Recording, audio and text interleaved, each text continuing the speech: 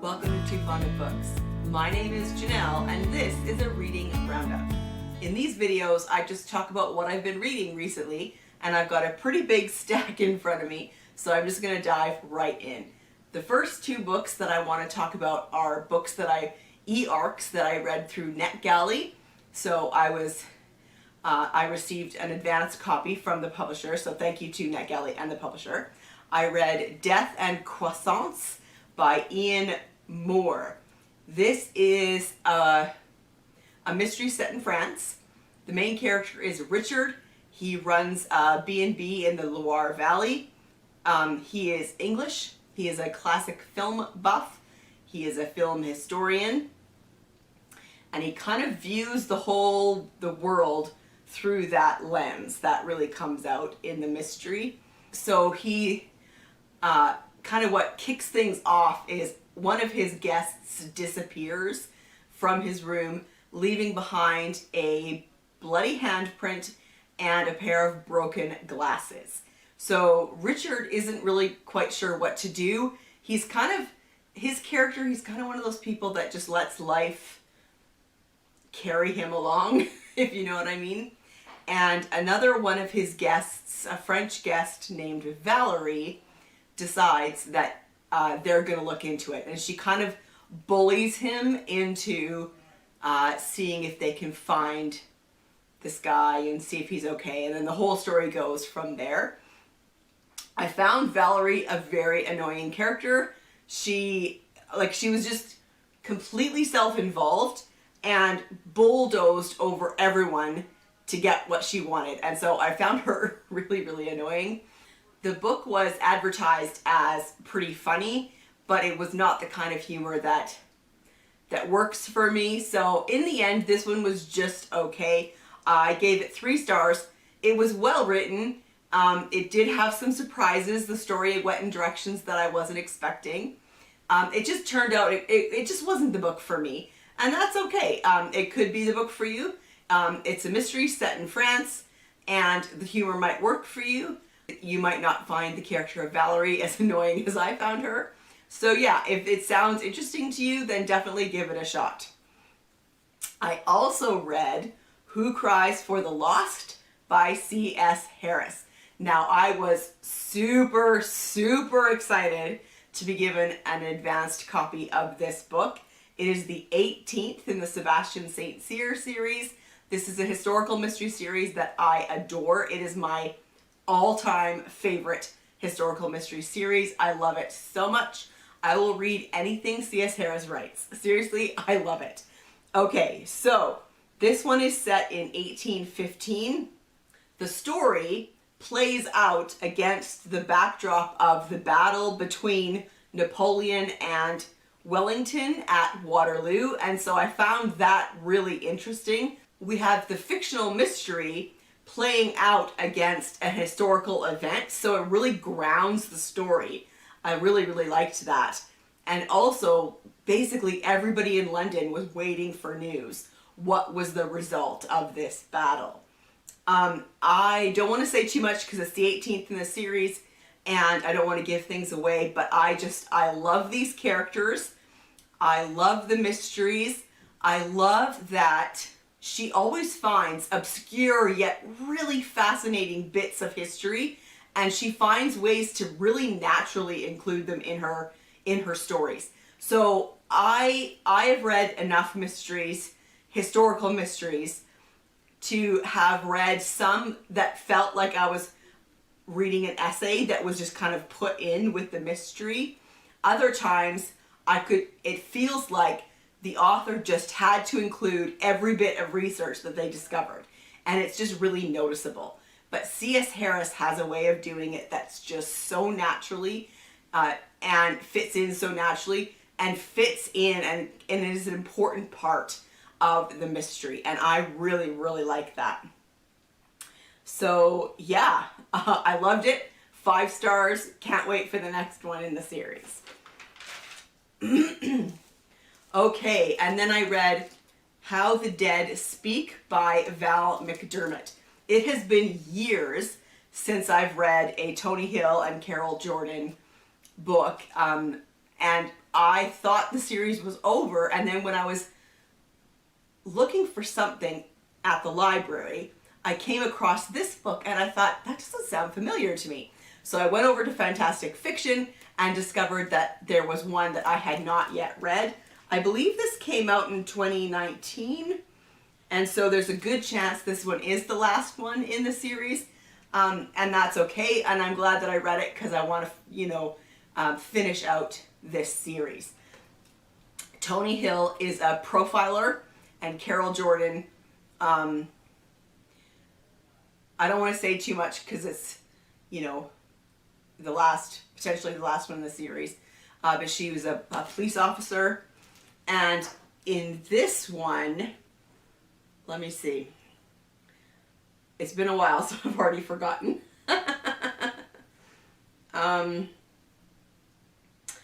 Oh yes, a bunch of skeletons are found under the lawn of a Catholic orphanage that has been closed down for a while, and that's what kicks off the story. I did really enjoy this, and I was glad to finish out the series. Continuing on with my Grant County Will Trent reread, I read Unseen by Karin Slaughter. In this one, Will Trent, who works for the Georgia Bureau of Investigation, is sent undercover as a kind of ex-con, and what's interesting is that it's kind of close to where Sarah grew up, and so again, you know, their stories collide, and yeah, again, I really enjoyed this one. We get a lot about Lena, who is a character from the Grant County series. We get a lot about her because she's at home with her husband Jared, and they get attacked, and so that brings Sarah into the area where she kind of finds Will undercover. She didn't know what he was doing. There's this element of worlds colliding, and yeah, I really enjoyed this one as well. Again, it was complicated. I kind of felt like this was a good wrap up to the Lena Sarah storyline. I still do not like Lena at all, but I'm glad that she kind of got an end to her story, and I'm totally fine if that's it for her and we don't see her anymore in the series. I'm okay with that because I really don't like her at all. Anyway, so yeah, that one was a good read. This next one may surprise you if you've been watching my videos and you know the kind of books that I read. I listened to the audio version of Aggie Morton Mystery Queen, The Body Under the Piano by Marthe Jocelyn. It was narrated by Sarah English, and I thought she did a really good job. I've been hearing a lot about this book. This is a middle grade mystery, and I wasn't going to read it, but I kept hearing about it. It seemed to be a popular read for middle grade March. And then I heard Irene talk about it on one of her videos, and so I thought, you know what? I'm going to give it a shot. So I got it from the library, and I really enjoyed it. It's set in 1902. The main character, Aggie Morton, is 12, and she's obviously based on Agatha Christie, who her maiden name was Miller, and she meets a friend who is a Belgian refugee, obviously Hercule Poirot. Anyway, so yeah, I did really enjoy it. I don't read enough middle grade though, so I was somewhat surprised by some of the content. But maybe I'm just really behind the times. I don't know. I thought it was, most of the book showed kind of what life was like for a 12-year-old in 1902. And then at one point, someone tells her things that I just didn't think that they would, especially considering what had already been laid out in the book about how protected she was and how careful her family was with what she knew. And so I think, though, it was one of those situations where the author needed the readers to get this information, and this was maybe just the way that they came up with to do it. I didn't think it was very believable, but aside from that, I really did enjoy this story, and I thought Sarah English did a really great job narrating it. All right, and then I read Snowblind by Ragnar Jonasson. Sorry, I'm not saying that correctly. This is a mystery set in Iceland, which I thought was really cool.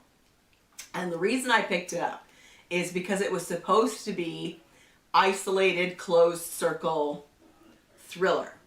The problem that I had with this is that a lot of it was actually, I was kind of bored. And that's not great in a thriller. And that's especially not great in what's supposed to be an isolated, closed circle thriller. So the main character is a police officer, a young police officer who gets sent way up north to this small town that is only accessible via a mountain tunnel. So in the winter, it often gets blocked off. If there's a heavy snowfall, if there's an avalanche, then the tunnel gets shut down. And so then you get this, that's where you get the isolated vibe. The problem is, like I said, I was actually a little bit bored. So that's too bad.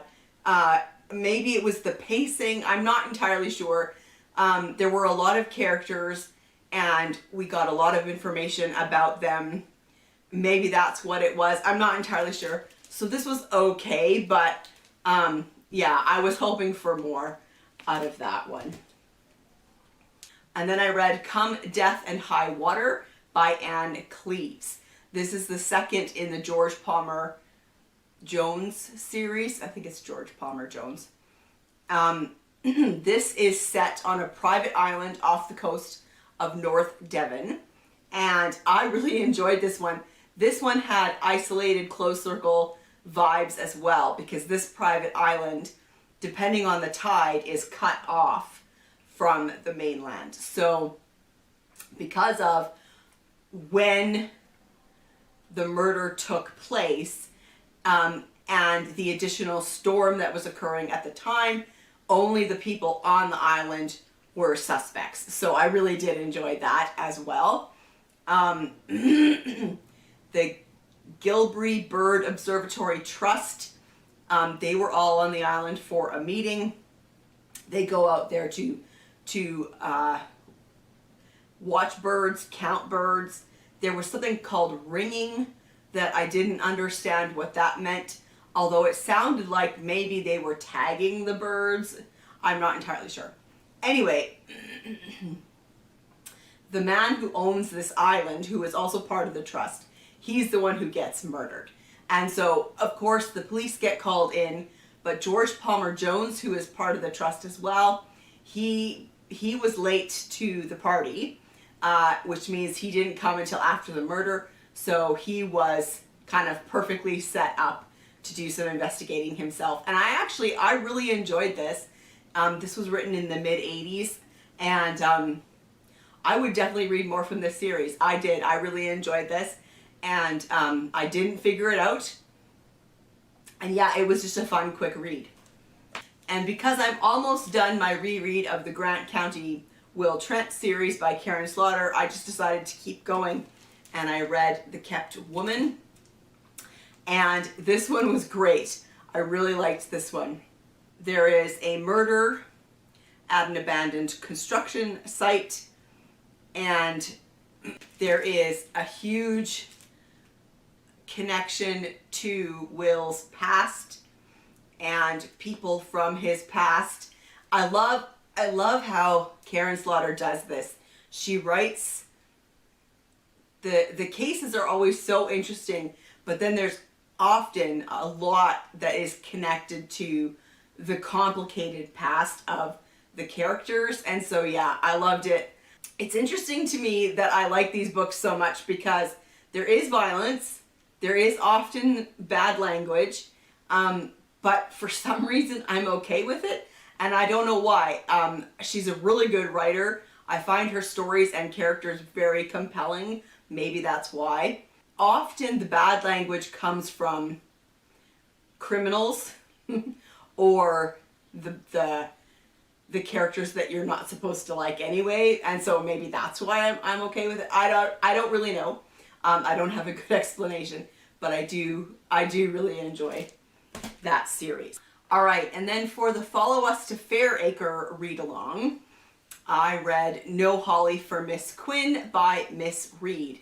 This was a reread for me, and I was supposed to join in on the discussion about this and another book called Further Afield. Well, Further Afield took way longer to arrive at the library than I thought that it would, and it ended up getting here just as a 3-day winter storm hit us, and so I didn't get it in time, and to read it. I actually still haven't gone to pick it up. So the winter storm lasted for 3 days. We got a ton of snow, and it took a few days to kind of to dig out from it. It was quite the surprise. Anyway, so No Holly for Miss Quinn is set at Christmas, and I just really enjoyed it. It's Miss Quinn is a single woman who works, I can't remember where she works, but she has her own plans for what she wants to do over Christmas. And then her brother calls to say that his wife is in the hospital and he needs help with the children. And so she agrees to go and spend Christmas with them and help him out. And it was just lovely. Like, if you want a warm, comforting blanket type of story, then pick up a Miss Reed. I loved this on the back. It says, "The serenity of Miss Reed's books, strengthened by a sturdy sense of reality, defies imitation." Now that was good. One of the picks from the vault this month was A Mountain of Crumbs by Elena Gorokhova. This is a memoir about a girl who grew up in Russia in the 60s. And that's why I picked it up, because that time period fascinates me. So communist era Russia, what would it be like to grow up there? So I was hoping that I would be, really interested in this book. Unfortunately, it just wasn't for me. I don't read a lot of memoirs, and I ended up skimming a lot of this book, which was unfortunate. The problem is that so many of the stories she told were just the same kind of things that happens to everybody. There was a big part of the story was the relationship with her mother. And again, it was pretty classic mother-daughter issues. There was really nothing, nothing new there either. She also chose to tell her story in the present tense, which I found really annoying. And I know why they do it, right? Because it makes you feel in the moment, like it's immediate and it's happening right now. The problem is, this is a memoir. I already know that she's telling the story of her childhood. I already know that it's happening in the past, so just tell it in the past tense already. Anyway, maybe the point of the stories that she told, maybe the point was that no matter where you grow up, there's a lot of similarities between us. And that's fine if that was the point. But, yeah, I'm going to look for another type of story about communist era Russia. Maybe I'll find what I'm looking for. This one just didn't quite work for me. And then I did a buddy read with Alice from Alice and the Giant Bookshelf. We read Bulldog Drummond by Sapper. His real name is Cyril McNeil. And the tagline is, "The Adventures of a Demobilized Officer Who Found Peace Dull." This book was written in 1920, and it was classic. It was that classic adventure style story from that time period. And there were so many things that reminded us of Agatha Christie. So the main character, Hugh Drummond, he puts an ad in the paper, and the ad in the paper is hilarious. Let me see. I think I marked it.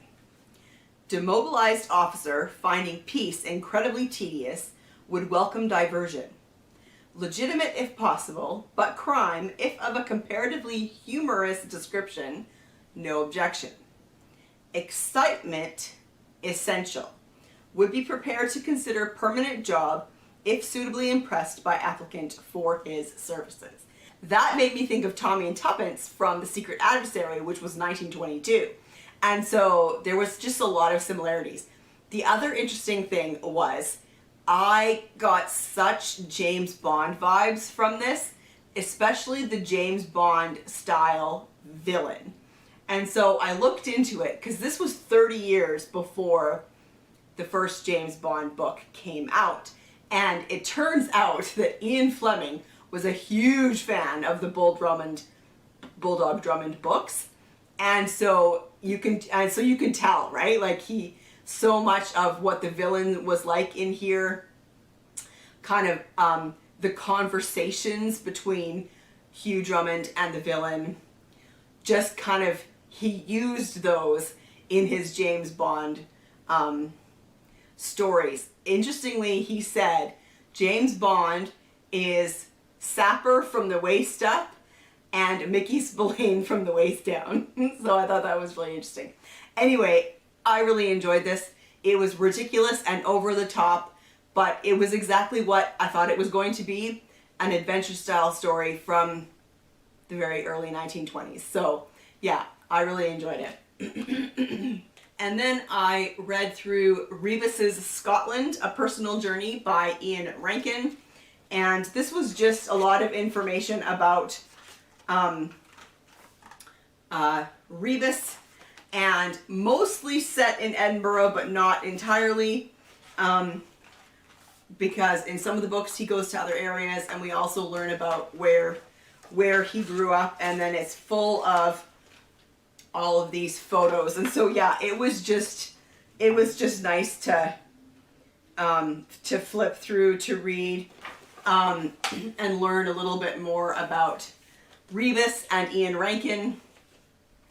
The best part of this was when he was talking about Robert Louis Stevenson, and he was talking about Dr. Jekyll and Mr. Hyde, and he said it is the most Edinburgh of books, infuriatingly set in London, which I thought was hilarious.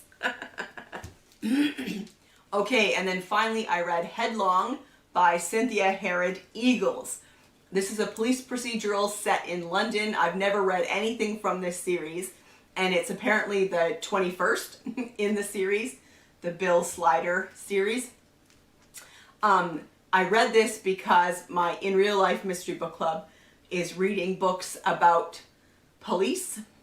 That's our theme, and so I thought I'm going to read some police procedurals, and this one was good. So Bill and his team get assigned a case of a man, one of London's best known literary agents is found dead under unexplained circumstances. And this is definitely a police procedural. You get the whole investigation, you get his members of his team, he sends them off to interview people or to find information. It's very much a police procedural, and I did enjoy it. At the beginning, though, I wondered if I was going to be able to keep reading this book, because the first chapter was full of fish or sea creature related similes. And I didn't understand. I was like, why? What is with all of these sea creature similes? We're in London. But that calmed down, and then I was able to enjoy the story. I didn't figure it out, but yeah, it was good. I mean, it had all the classic tropes, you know, the conflict with senior officers and the difficulty that police encounter, and we even get a little bit of the home life of Bill Slider. So yeah, it was just a fun quick read. Let me know if you've read anything by Cynthia Harrod-Eagles. I never have. And this one came out in 2018, I think it was. But I've never read anything by her. So yeah, actually, let me know in the comments if you've read any of these books that I've talked about. I would love to chat with you in the comment section down below. And I will see you for another video soon.